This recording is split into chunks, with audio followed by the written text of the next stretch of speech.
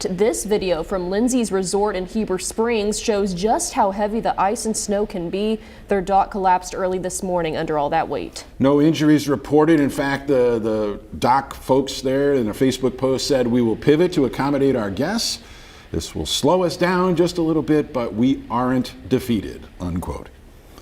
Got a similar scene here in Little Rock along the Arkansas River where an awning collapsed onto several houseboats at the Little Rock Yacht Club. Yeah, Catherine Rowley caught up with some of those people impacted. Catherine? Hey, Brooke and Rolly, we've moved a little bit closer to the station. We didn't want to get stuck on some of those roads going into the yacht club, but I did. A lot of those people there say that that's where they were staying because of the storm, and they were staying there to actually watch their boats. So it looks just terrible. About 22 people in total were evacuated from their boats, and they're not allowed back right now. The canopy that was overlooking, it was called a structure collapse by the West Pulaski Fire Department, but they are not allowed back on their boats. The structure was continuing to collapse while we were there. The fire chief actually told me that it was worse than this morning when he was originally out. So at 10 we have some sound from them.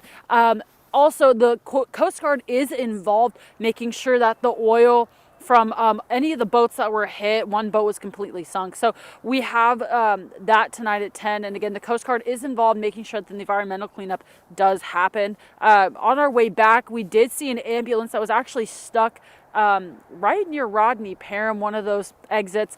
There were several crews out there that were trying to get that ambulance unstuck, but this is only one of the structure collapses that we've seen in the area. Just the combination of snow and sleet has really been a problem for these metal structures. We also have some tips on how to keep your metal structures safe from the West Pulaski Fire Department. We'll have that later tonight in Little Rock. Catherine Rowley, THV 11 News. Thank you, Catherine, for that update. A look at some more spots with damage. The snow and sleet causing problems with a couple metal buildings and structures, like Catherine mentioned. We showed you the roof at a Murphy gas station that collapsed earlier. Yeah, here's a look at a couple of other buildings. They've struggled with the elements today. A pair of them on Albert Pike, some pretty major damage there. The Window Mart and Arkansas Furniture buildings out along the highway. Nobody hurt, and the gas station collapsed, and we haven't heard of any other injuries with these other buildings as well.